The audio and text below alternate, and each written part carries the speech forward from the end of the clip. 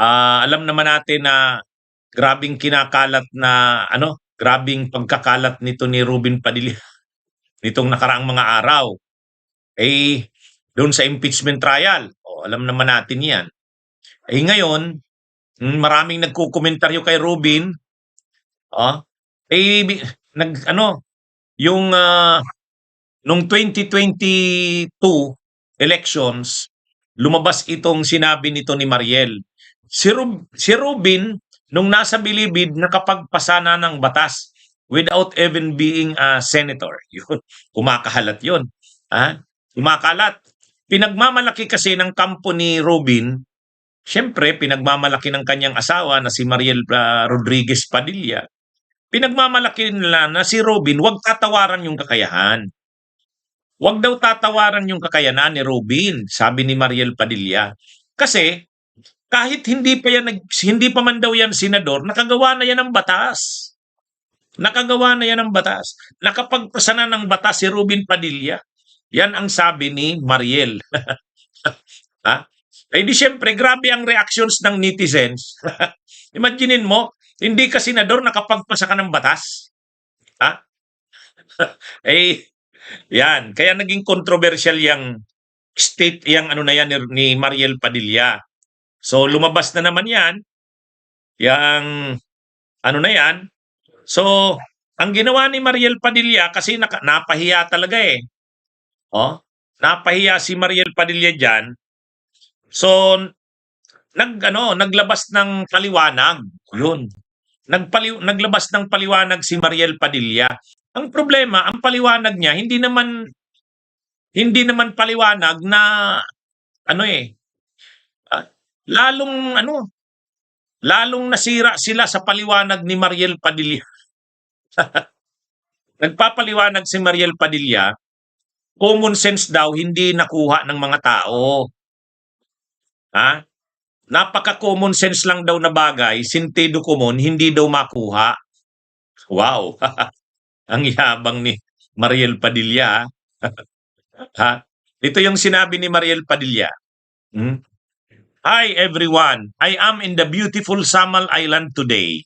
And I realized na ang common sense pala ay hindi ganun ka-common. Lalo na doon sa mga people na sabi nila, sobrang talino nila, ganyan. Na tinitake pala nila lahat literally. Gusto ko lang i-share sa inyo na nag-resurface ulit yung video na ginawa ko back in 2022. Ginawa ko yung video na yon kasi si Ruben tumatakbo noon. So anyway, nung panahon na yon, nung tumatakbo siya, sabi si Ruben Padilla hindi qualified kasi hindi naman nagtapos ng pag-aaral. So kinure ko yon. Sabi ko, si Ruben nakatapos ng criminology. Tapos tinanong din ng mga tao, anong gagawin yan? Ang trabaho ng isang senador, gumawa ng batas. So sinabi ko na nasa bilibid pa lang siya, gumagawa na sila ng batas. Tinake yun ng literally. Siyempre, hindi ka naman makakapagpasa ng batas kung hindi ka senator, kung hindi ka legislator. So ngayon, itong statement na yan ni Mariel Padilla, ngayon yan. Kalalabas lang. Kaya lang, imagine mo sabihin niya mga kabunyog, sabihin ni Mariel Padilla na I realize na ang common sense pala ay hindi ganun ka-common. Tinitake daw na yung sinabi niya literally.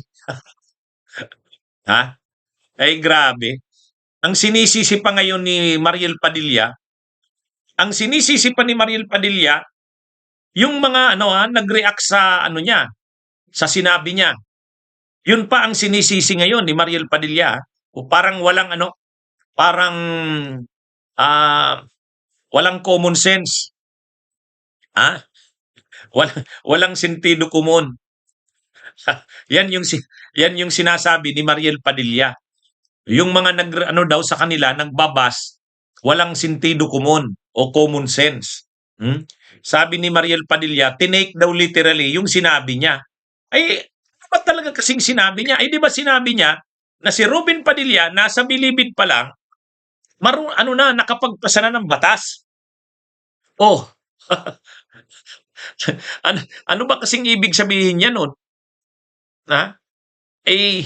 Doon pa lang, Ang may problema doon, hindi yung nagre-react sa kanya. Ang may problema doon siya. Ay ngayon, naglabas ng reaksyon si Mariel Padilla, inaano niya, binibira niya yung mga nag-ano sa kanya, nag-react sa kanya doon sa sinabi niya. Ang sabi ni Mariel Padilla, walang common sense, ha? Walang sentido komon ang mga nagre-react sa kanya. Ay unang-una, yung sinabi niya na yon, unang-una kasi yung sinabi niya na hindi nasa bilibid pa lang si Robin Padilla, nakapagpasa na ng batas. Next, si Robin nung nasa bilibid nakapagpasa na ng batas. Okay, without even being a senator. Okay? Ay matindi to, ha? Mga kabunyog, mga kababayan. Mamaya ipapaliwanag ko yung reaksyon diyan ni Robin Padilla. Eh itong si Mariel Padilla kasi, marami itong mga statements na sa katatanggol niya sa asawa niya, lalo lang na-i-expose silang mag-asawa. Ay di ba may statement din ito si Mariel Padilla. Sabi ni Mariel Padilla, hindi daw deserve. Ano? Parang si Robin Padilla ay mabait na tao, matulungin, makabayan. Parang tayo daw ng mga Pilipino, ano? Ah, ano daw tayo? Hindi daw tayo deserving na maano si Robin Padilla, maging senador natin. Ay matindi naman. Tayo pa ngayon yung tayo pa ngayon yung lumalabas na parang kasi hinuhusgahan daw natin si Robin Padilla. Unang-una, mga kabunyog, hindi naman nakalagay sa konstitusyon na ang pagiging senador ay dapat na college graduate ka. Wala namang ganun. Wala namang ganun. Hindi naman nakalagay sa konstitusyon na kailangan college graduate ka. Wala 'yon. Maliwanag naman 'yan. Maliwanag naman 'yan. Kasi marami rin namang magagaling na mga karaniwang tao. Hindi mga hindi mga abogado, hindi mga nakapagtapos ng matatayog na mga kurso, hindi, pero magagaling. Magagaling. Halimbawa, sa Kamara, nung buhay pa si Crispin Beltran, congressman 'yon, party list, magaling 'yon. Kahit yung kahit yung mga kahit yung mga kinatawan ng Makabayan Black sa party list, hindi naman sila nagkakalat. Hindi naman sila nakakahiya. Halimbawa, yung noon, nung naging member noon ng si Eufemia Culyamat, yun, kinatawan yun ng indigenous peoples. Galing Mindanao, mga lumads. Pero naman, maayos yung paggampanya bilang kinatawan ng mga indigenous peoples. So hindi naman kinakailangan, totoo naman, hindi naman kailangan na college graduate o nakapagtapos ka ng kurso. Pero sana naman, wag lang maging mayabang. Alam nyo, ako, ang issue ko dito kay Robin, hindi naman yung ba siya, tapos ba siya ng kolehiyo o hindi? Hindi yun eh. Pwede naman, sa katauhan ni Robin Padilla, kahit naman artista siya, basta't wag lang mayabang. Ay ang problema sa kanya, mayabang eh. 'Di ba? Mga kabunyog, mga kababayan, hindi tayo nagsasabi na hindi pwede ang artista maging senador. Tingnan nyo naman si Tito Soto. Si Tito Soto, komedyante yan. Komedyante yan, artista. Pero tingnan nyo kapag nag-a-argue, na siya eh, kagalang-galang siyang senador. Ha?